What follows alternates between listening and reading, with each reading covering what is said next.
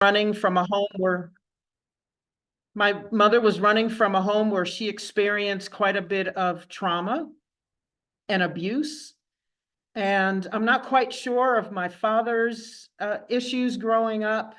He didn't talk about his as readily, but I have some idea of things that he experienced just from our discussion early in life. And so we never witnessed, my siblings and I, any affection between my parents. They were usually of one accord when it came to us. Of course, when it came to discipline and education was of high value in our home. So we all had to do our homework and study hard and get good grades. But I didn't witness my parents hugging and kissing each other. There was never any gentleness between them. Sarcasm was our love language. Passive aggressiveness was how we dealt with each other. It was hard. My parents didn't often fight. They would argue like every 6 months, everything would blow up every 6 months, and they would fight after we went to bed. And my siblings and I would be at the top of the stairs, and we would hear all this discord going on, and they're yelling at each other. And I don't know how they thought we possibly were not hearing all this because we lived in a tiny little house. So I grew up not knowing what a healthy love relationship looked like. I grew up not being able to deal with conflict. I grew up not knowing what it was to bring my authentic self into a relationship. And so in my 20s and 30s, I struggled with friendships, even not just intimate relationships, but in friendships, how to bring my full self forward. And so everything that I needed, everything that was important to me, everything that dictated who I was and how I felt came from outside of me. It came from the circumstances of my life. So if the person I was currently dating was upset with me, I was having a bad day. If I had a disagreement with a friend, I was having a bad day. If the day didn't go the way I thought it ought to go, I was having a bad day. So as a result, I lived a chaotic young life. Because you know how it is. You can go out in the world, and most of the time, life doesn't go our way. And what I know now is that being flexible helps us to have more peace. But at the time, all I wanted was for all my ducks to be in a row, all their feathers to be in a place, walk where I want you to walk, walk how I want you to walk. And if something's not going to happen the way I want it to happen, everything is terrible, everything. So as a result, I went through life in my 20s and 30s, bending in the wind all the time when there was a storm in my life, all the time. I felt besieged and embattled all the time. By the time I got into my 30s, I was emotionally, spiritually, and mentally exhausted. I was tired of trying to find everything that I needed from outside of me. So I knew, because I was an avid reader, that not everybody lived like this. I knew that there was something else in life. I could look at other people's relationships because I had radar on people's relationships. I would watch people as they were together. I've always been a people watcher. And so I would say, wow, look at that couple. Look how graceful they are with each other. Look how they touch each other. Look how they speak to each other with softness and with love and with gentleness. And I would wonder where that came from. In my 20s and 30s, I probably read every self-help book that ever was written. I wanted to know, how do I get out of this? How do I find a different life? What do I have to do? And I tried everything. I did. I really did. And I started to find that my life was becoming more manageable. I don't know that I quite had peace yet, but my life was more manageable. I did not always have to find what I needed outside of me. When the rubber really hit the road was when I heard about meditation. A lot of these books that I was reading started talking about meditating. And I thought, what is this thing about sitting in the silence, being still? How could that possibly be an answer to anything that I need? And yet it kept coming up. So by this time, I'm open because I'm thinking, I don't know a thing about having a peaceful life. I don't know a thing about self-mastery. And so I started to try it. The first time I sat down and tried to meditate, I sat for 5 minutes and it felt like 5 hours. I thought I was going to lose it. And every 30 seconds, I opened my eyes to see if that timer was getting ready to go off. It was insane. And I wanted to get up. I was physically uncomfortable. I was mentally uncomfortable. I didn't know what to do with myself. I was rocking in my chair. I was looking at the thing. I thought, I'm just going to quit. And I thought, part of me said, I can't let a little silence undo me. Why can't I sit for 5 minutes? And so I kept in it. I kept doing it. And I kept going back because I said, I'm not going to be undone. If nothing else, I was stubborn, if nothing else. And I could not cry defeat, especially over a little bit of quiet. But I hung in there and I had this daily practice of quiet in my life. And eventually I started to chill out. Eventually I started to feel and know something in that silence. Eventually I started to discover who I was in the midst of that silence. In that silence, I started to hear things I needed to hear. And it was incredible because I thought, where is this coming from? What's happening? I'm hearing messages through the day inspiring me to do things. For instance, it was little things in the beginning. It would say, okay, take your umbrella, but yet the weather report was saying, oh, it's going to be sunny all day. But something said, take your umbrella. And I said, oh, okay. The weather report says it's nothing but sunny. And I would go out and I'd be caught in a thunderstorm. They happened often in Washington, D.C. area where I was growing up. And I'd be caught in a thunderstorm and I would think something told me to take that umbrella. Why didn't I listen? And then there'd be something else. I would have my appointments for the day and I'd know, okay, this is just going to run like I've got my schedule. Everything's going to go like it was. And something would say, no, take a book to read. Take a book to read. And I think, no, I've got my schedule down. I don't need a book. And then I'd be out and something would cancel and I'd have an hour or an hour and a half, 2 hours where I had nothing to do. And I'd think something told me to take my book to read. I could be sitting here spending my time doing something else. Usually I was out shopping, spending money I didn't have. Because again, I'm trying to fill a hole with things outside of me. But I remembered, okay, there's something now that I'm recognizing that's talking to me, that's guiding me forward every single day. So now I'm knowing, okay, I've got these tools now. I've got the quiet and I've got my intuition.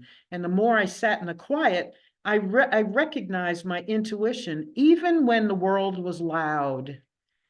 I didn't have to be in meditation to hear what I later associated and knew was spirit speaking to me. I didn't have to be in the quiet to hear it. I could be in the midst of chaos in the room or in traffic or in a meeting, and I would hear direction coming to me, telling me the next perfect thing to do or say. And I thought, okay, I'm liking these tools. This is good. I didn't know at the time they were tools. I recognized them decades later. So now I have these two tools that are really bringing me forward in life. And I'm finding more peace, more quiet. Every single time I'd find some dis-ease, most of us call it disease, find some dis-ease, I would go back in the quiet because that's where I felt good.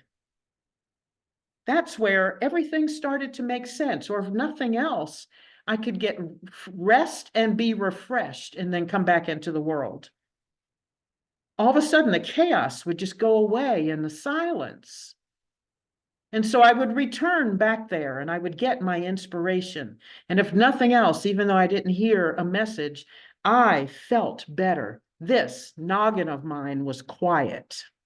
This brain of mine was chilled out. My emotions started to be able to flow freely. And I knew that what they were, and I knew that I could trust them. Later on, I was led to a friend of mine who taught me storytelling. And in that, when I learned to tell the story of my father's passing, I came face to face with deep, overwhelming emotion. Most of us are afraid of our emotion. Most of us are afraid of our sadness and our grief because we don't know what's going to happen in the midst of it. We're afraid of it. It feels too powerful.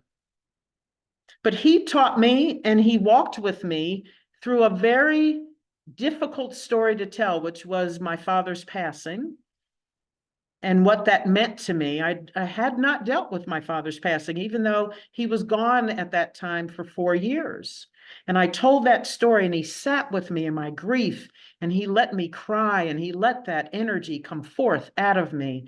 And he taught me that emotion is just energy that I could release and let go. And I could trust that I'm going to be okay. That emotion is not weakness. And if nothing else, there's a beauty and a power in emotion. And that was another skill I took forward with me. And the more I was able to let go of my emotion and to release, which is actually one of the 12 powers in unity, release, renunciation, I knew I started to feel more peaceful. And I thought, man, I'm loving this peace thing. That perhaps peace is something that we live. It's not some amorphous theme up there that only contestants in a beauty pageant talk about. Oh, I want peace for the world. Please bring world peace. And that's what I'm working for. Well, what the heck does that mean? How does that help me? Yes, I know you're beautiful and you're walking across the stage talking about world peace and we're all impressed, but what does that mean for my life? Well, now all of a sudden I realize that peace is real and peace is practical and peace can be a way that we live. And here I had these tools, that I had meditation, that I had release, that I could let go of my emotion, that I could grieve and still be powerful, that I could grieve and be in my sadness, but not feel less than. That I'd know that my emotion was there for me, that I knew that there was something guiding me all the time. My intuition is my GPS, my inner GPS. It's trying to make my life better in every single moment. And so I started breathing into this. And in 2019, as I'm in Houston, I'm taking a class from the Reverend Michael Gott. And we had to do this exercise and go out in nature. Now, I had been in class. This is one of those week intensive. We can take a number of classes, and I was taking them at the Unity of Houston, and I was taking 5 classes that week. Intense. I was in class for like 12 hours a day. So during his class, he wants us to go out in nature and get a message from nature. And I'm eye rolling. I'm thinking, oh my gosh, are you kidding me? I got to go out, sit in nature, and just tell me, oh my God, just tell me something to do. Tell me something to read. I don't feel like sitting in nature. Oh my gosh. I just wasn't having it, but we had to go out, do this exercise, and then come back in and report what happened. So I take a deep breath. I go outside. I always gravitate towards water, so I sat by the beautiful fountains they have out there between 2 of their buildings, and I sat under this huge tree. I have an affinity for trees. I sat under this huge tree, and as I got quiet, I heard very distinctly, "You are mighty and deeply rooted, with plenty of shade for all those in need, including yourself." At that point, I had been in ministry about a year and really trying to figure it out and wondering, how do I have enough to serve the people that I'm here to serve? And at this time, I also knew I had been inspired in meditation that Spirit was calling me forward, not to leave my spiritual community, but to widen my reach, to take a message to a global audience.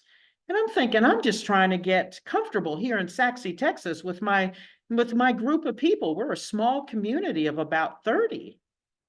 How am I going to have enough energy for the world? And yet I hear this message: you are mighty and deeply rooted. And I held that and I said, I don't know what that means. But I held it. By this time, I know that when my intuition speaks, there's something for me. It's going to take me somewhere that I need to go. And I am going to be blessed by it. And so I trusted it and I held it. And a couple of months later, now all of a sudden, I'm now inspired that I have a message of peace to bring to the world.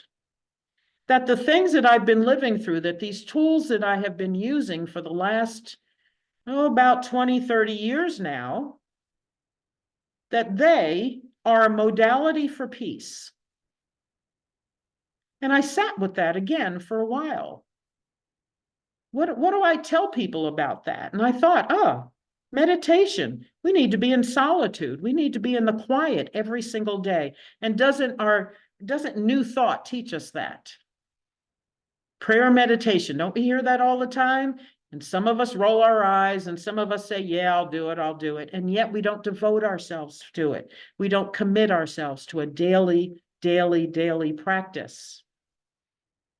And yet I have found everything in the silence. That is a tool. And I thought, okay, that's my first tool for peace. That's how I found my inner calm, my self-mastery I found in the silence. Every answer that I needed was in the silence.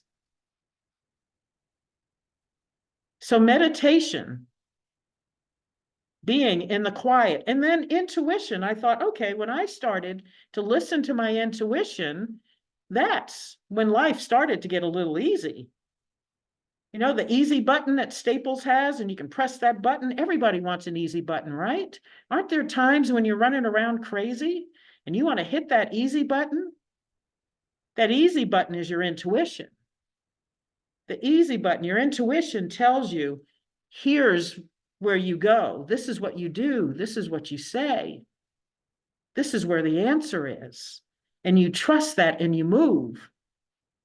I used to trust it, but not move. I wouldn't heed it. I'd hear it. And then later on, I'd get in trouble and say, there we go. Told me to take my umbrella. Told me to take my book. You told me not to date that person. You told me not to give them my phone number. They look good on paper. And it ended up to be a disaster. And then the next time something came up, I heeded it.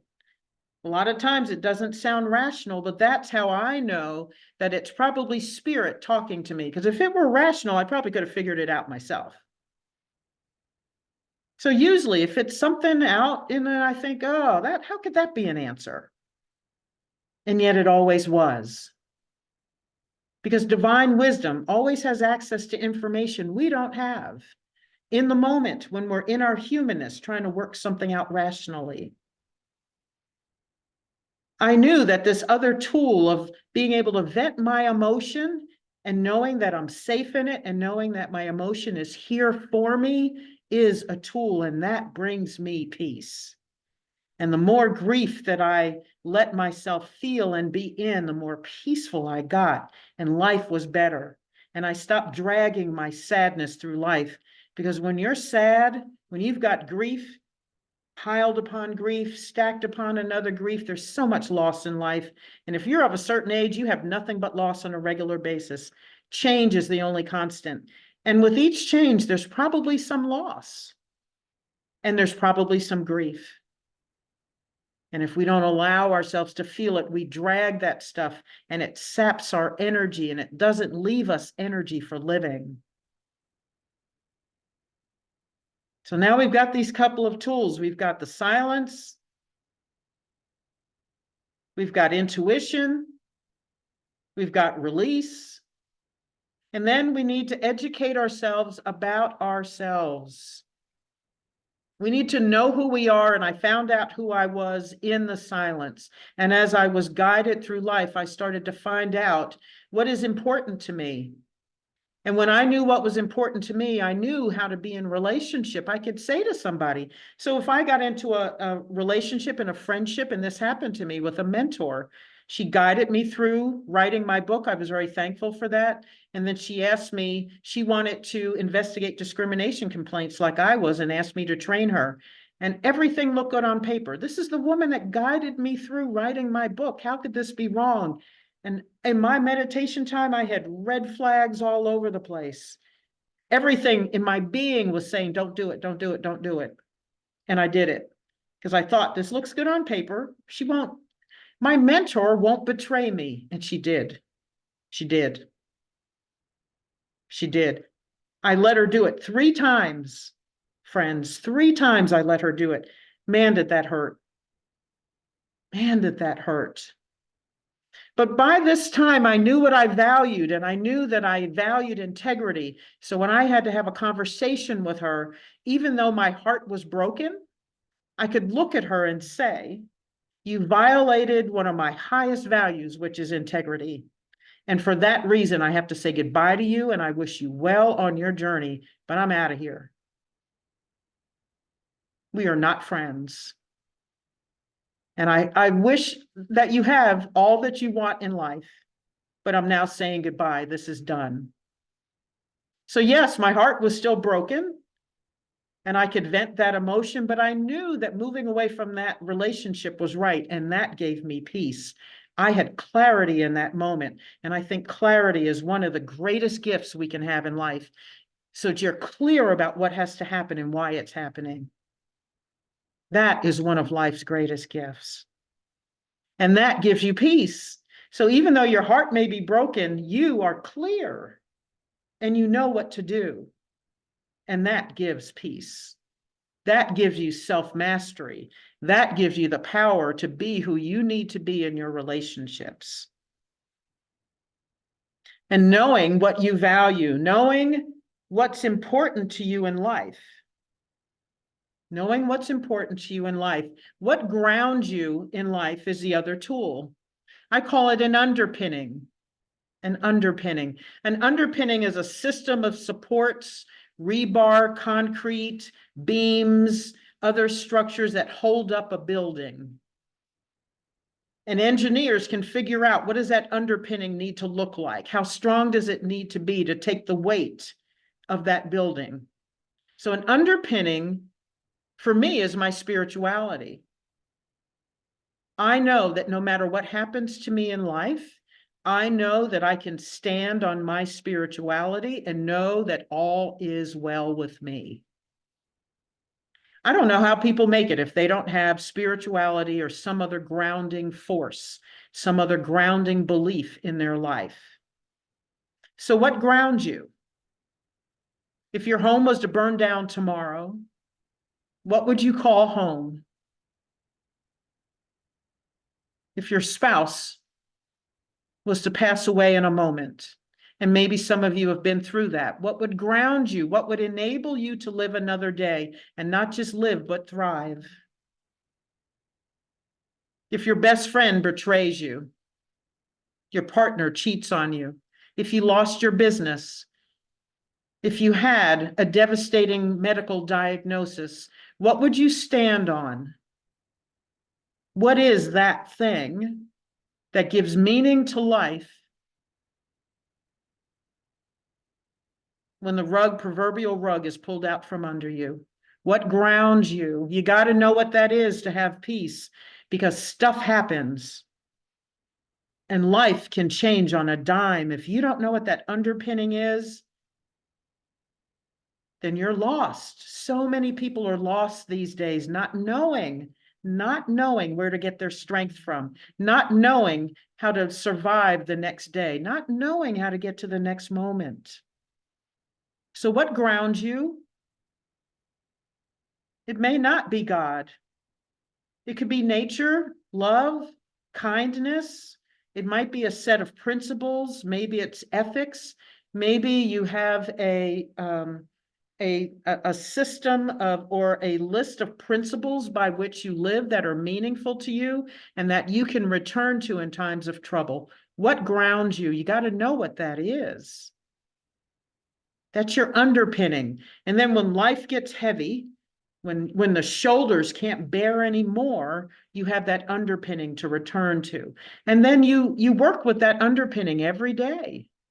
You go back to that underpinning. You go back. What is your practice? How do you experience and embrace that underpinning on a daily basis, on a regular basis? How do you commune with it? Is there a text, a sacred text? Is there a book of positive affirmations that you go to? Is it scripture?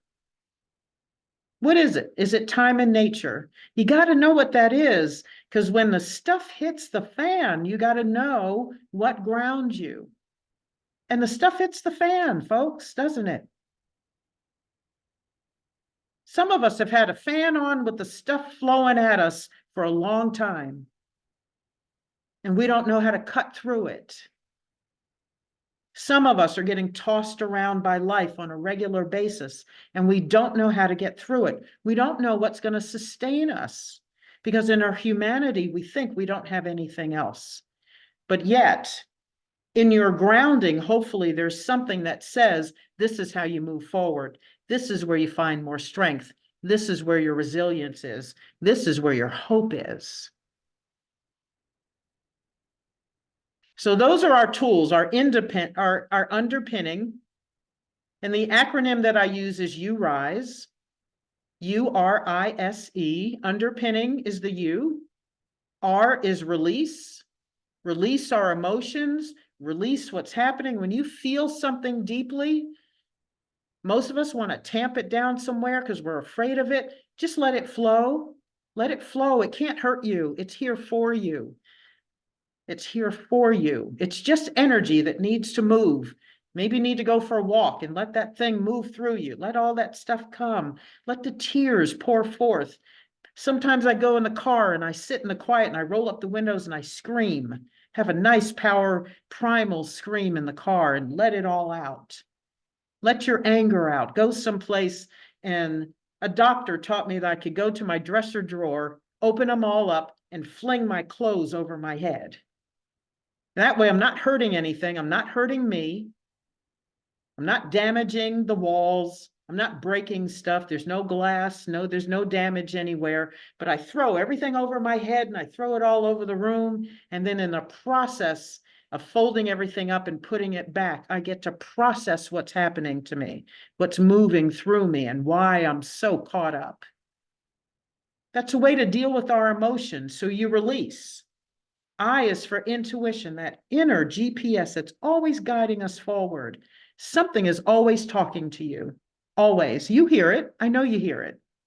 I hear it all the time. Start to trust it and heed it. It's valuable information.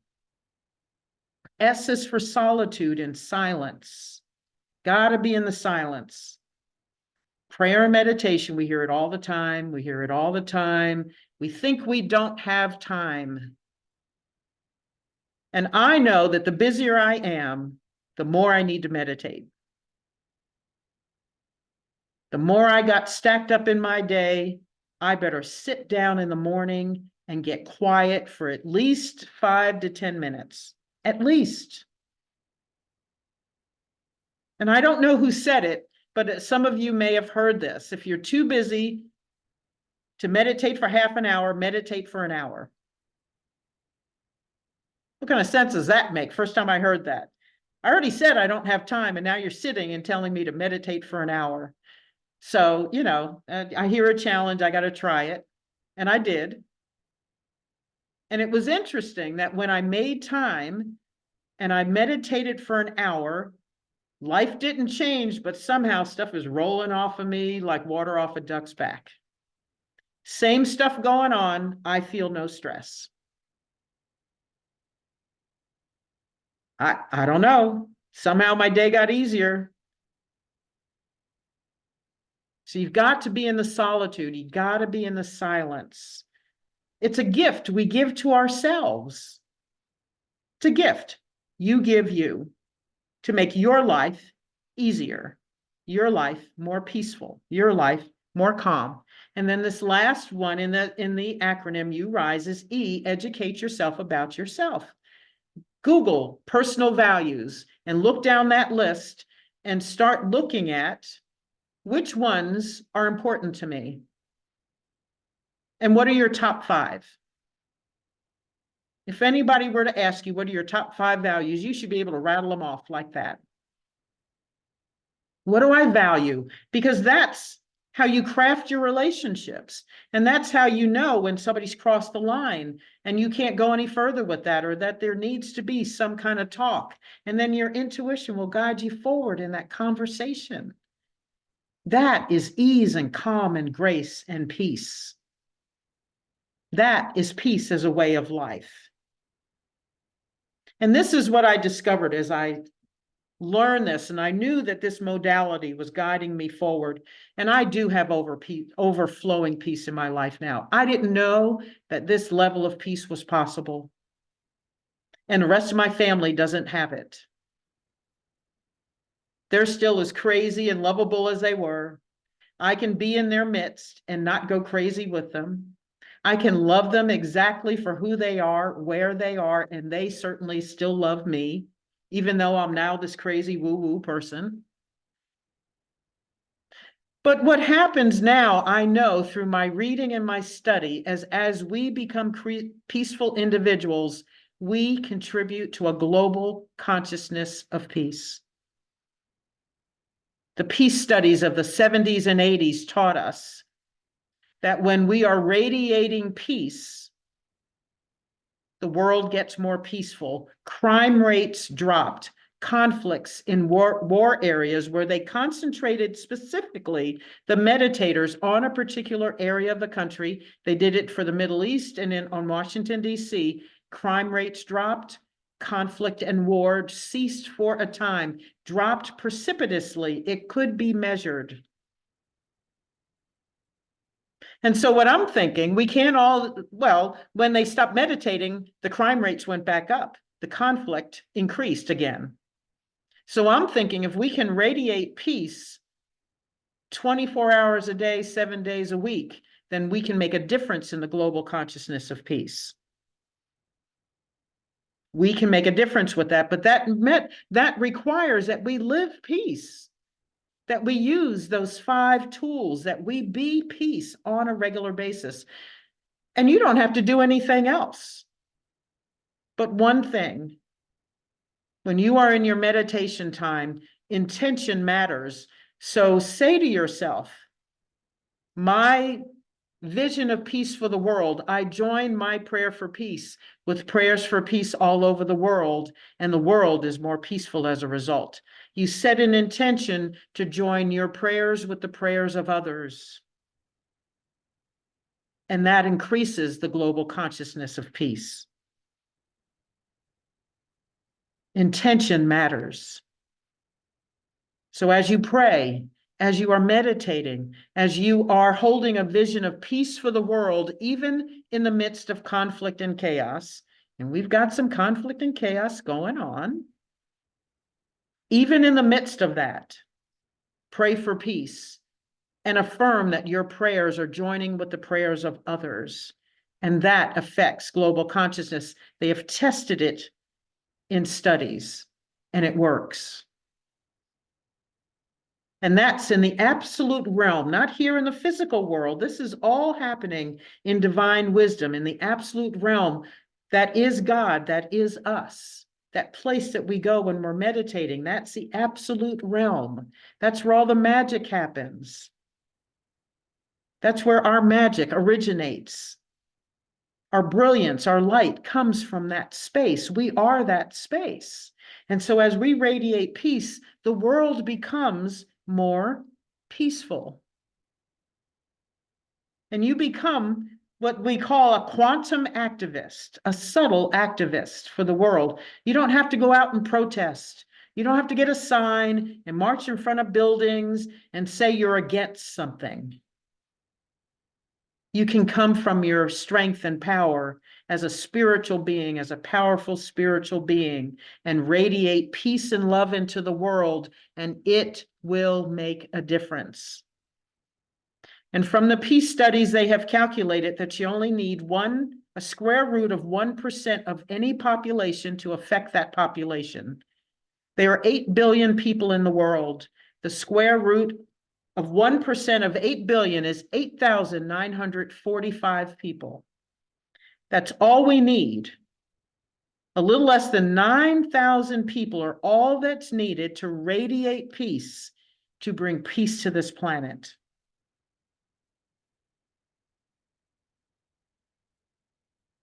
$9,000 people, 9,000. You could be one of those 9,000, 8,945. Those are the people we need working for peace, expressing peace, believing in peace, holding a vision of peace here in our heads, despite what's going on in the world, holding that vision, radiating peace, being peace in our lives, in all our relationships, at work, at play, with our families, with our friends. As we're going through this election cycle, some people are getting restless because we got elections coming up. People are taking we're going to our opposite corners. We're thinking negative things about people who vote differently. Some of us aren't speaking to family members or friends who vote differently. We can be radiating peace through this election cycle and make it different. Think of that. What could this country be if we showed up as peaceful beings? You could be one of the 8,945 who are changing this world simply by radiating peace, simply by making your life peaceful, simply by speaking words of peace when you hear words of separation and disunity, when you hear somebody say something unkind or mean.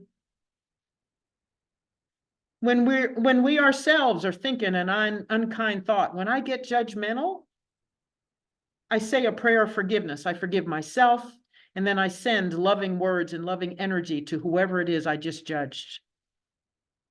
And then I affirm peace for me and for them. Sometimes I'm the one who needs to be worked on. Usually I'm the one who needs to be worked on. Usually. So we can be a part of global peace. You don't have to march. Yes, you can give money to the causes that are important to you, but you don't have to. You can sit and meditate at home and infuse your own life with peace and then be a part of the global consciousness of peace. We only need 8,945. There's probably 4 to 5 to 6 times that many here in the city of Saxe where I'm sitting right now. And if all of us would dedicate our lives to peace, we could turn this world into a peaceful place. So I'm asking you to join me. I'm asking you, do you want to be one of these? Give yourself the gift of peace and give the world the gift of peace. You can. It's very simple. 5 simple tools, some of which you're probably already using. But I know that each day I discover more ways to step more fully into peace, to embrace peace more, to be a more peaceful person. There's always another layer. There's always another way to expand. But know that no matter what you choose, I wish each and every one of you peace always in every single area of your life. And I'm so thankful that I was asked to come here and be with you today. This has blessed my life, and hopefully this has been a blessing to you too. Thank you very, very, very much.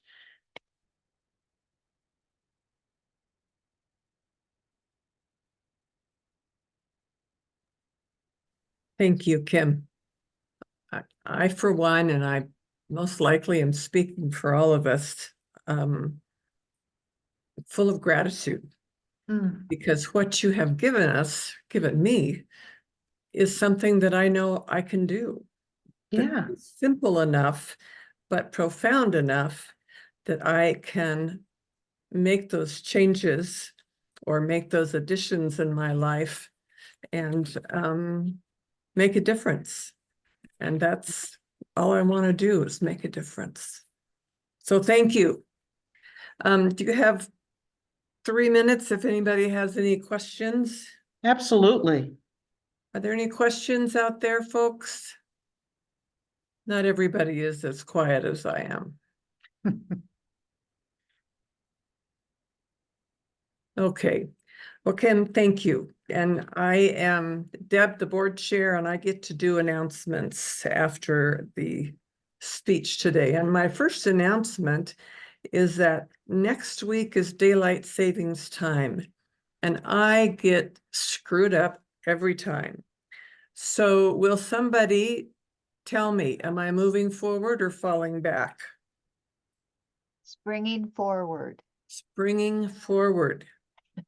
Okay, Diane knows this stuff. So next week we spring forward and we come to listen to Sue Dostal, who will be our speaker. And it will be in the sanctuary. And right after that is our annual meeting. So please don't get up and leave. We're going to start the annual meeting in exactly 22 seconds after the service ends. Be aware of our newsletter. There's lots of information in there from Science of Mind class with Jean Sweet and Courses in Miracles and Mind Your Own Becoming. So please note the newsletter. It's a remarkable one. I've checked, and the Science of Mind magazine that we subscribe to has not arrived. And so I went online and they said that they had some issue, and they have published March in PDF for free. So you can go online, scienceofmind.com, and you'll be able to access the Science of Mind magazine. Remember to bring your checks to Maryland for food share on the 17th. And as you're driving north on Montana, look at the progress of their new building. All right, did I miss anything? Well, that's a first. Deb, can I make a couple of quick things here in Yes. regards to the Big Sky retreat that is August 31st to September 3rd, and the importance of registering early, because we do have a limit of 80, and there would be a waiting list once we reach that number. But golly, you'll hear beautiful Reverend Kim there, and our keynote, Dr. James Mellon, is just a brilliant, amazing soul, and with such incredible history. And we have a new wonderful musician. Her name is Robin Hackett, and she's just mind-blowing in her gift. And then a quick reference, because of the importance of we're having for the next 2 weeks on MYOB. He's a UCLA professor. His name is Dr. Joaquin Noguera, and we're talking about generational forgiveness. And he's going to be talking about African cosmology in regards to the journey of awakening that we're all on, to realize how important it is, the importance to know how vital this journey of generational forgiveness is in healing our world and coming to peace that Reverend Kim was talking about. And Reverend Kim, I can't say enough about the gift of all of you today, and anyone that would listen to this recording. You can make a difference. Mhm. And it's a commitment to be in that inner peace without exception, to find your way and bless the ground upon which you stand. It's holy ground. And Kim, you are exhibiting holy ground in all you share. Thank you.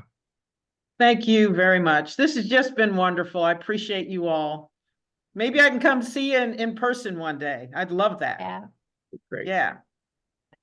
So Reverend Kim, do you want to end us with a prayer or treatment? I'd love to. As we Yes. begin our week. Sure. Let's close our eyes and just breathe for a minute together. We know that breath is life and life is breath. Not just an intake of oxygen, but inspiration of love, peace, joy, harmony, and unity. We know and affirm in this moment that we are those very qualities. We are those principles. We don't just have peace, we are peace. We don't just have harmony and unity, we are those very things. We are powerful spiritual beings. Each of us with particular gifts that no one can share in this world exactly as we do. We are needed. We are here in this place, in this time, on this planet for very specific work. And we know now in this moment that we have everything we need to do that work perfectly, to shine our lights brilliantly, to heal the world exactly as we can heal it, and unlike anyone else can do it. We are integral to the healing and blessing of the world. And so we step forward now, knowing that we have all that we need, knowing that we are perfect, whole, and complete in this moment. And we have only to radiate love and peace and joy, compassion, to be examples of abundance, knowing that all things are flowing into our lives and that we are indeed on holy ground always. And so it is, and so it shall be. Amen. So it is. So it is. So it is, to a peaceful week for all of us and you, and to carrying that peace wherever we go. Amen. Thanks, everybody. We'll see you in the sanctuary on Yes. March 10th. Take care. You too. Thank you. Bye. Thank you.